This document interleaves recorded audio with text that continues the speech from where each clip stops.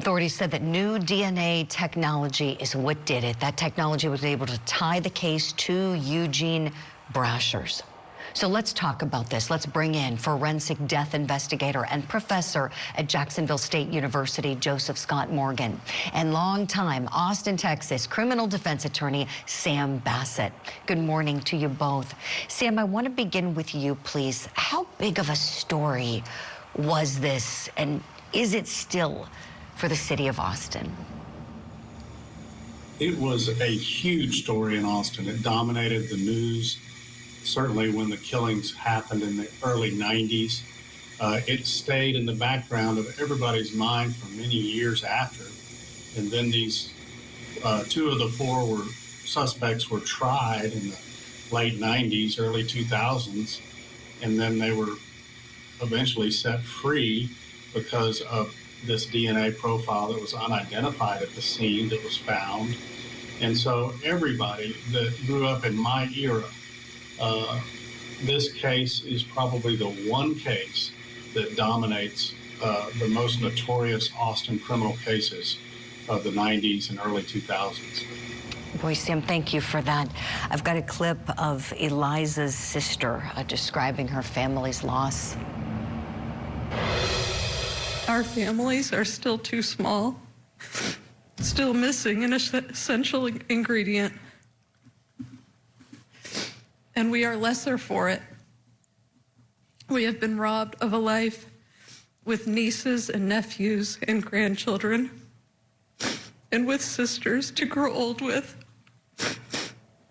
This sort of mindless violence continues to steal from all of us. Oh, our hearts break for her and the other families. This was awful. These children were also sexually assaulted. This was just brutal. Not only were they killed, but investigators found evidence that really they had been tortured. They had been sexually violated. They were found nude and tied up. It's hard to even imagine how frightened they were. And in the effort to seek justice, we know that there were arrests made. There were good faith efforts to seek justice. One person was even on death row after having been convicted of being involved in this. Sam Bassett, of course, I want to ask you legally, what happens next? As we know, the Travis County DA told reporters on Monday that his office is supporting restitution for any of the men who were wrongly convicted here. What do you think, please? Well, I think two of the four were actually incarcerated for up to 10 years before they were set free on bond when the DA's office found this other DNA profile.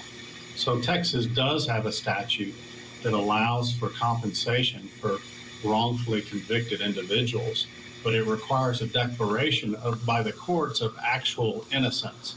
And that is something that probably should be forthcoming for the years that those young men were incarcerated.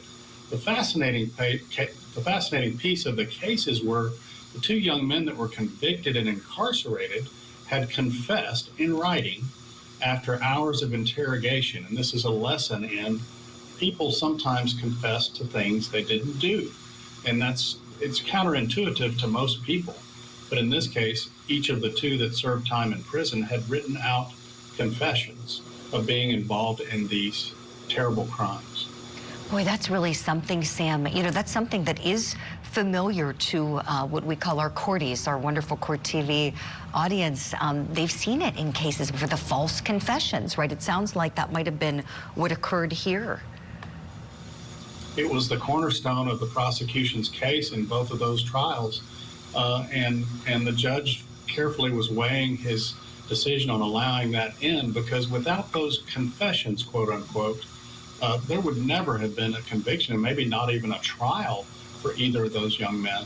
And so it's just fascinating how it all evolved, and the appeals courts overturned because of a development in the law of confessions by the Supreme Court in a case called Crawford.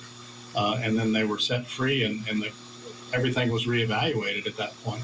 Wow, this is really fascinating. We have to leave it there, but of course we're thinking about these victims, Amy, Eliza, Jennifer, and Sarah, and their families. Thank you both. Professor Joseph Scott Morgan, attorney Sam Bassett. Appreciate the great conversation. We'll see you soon.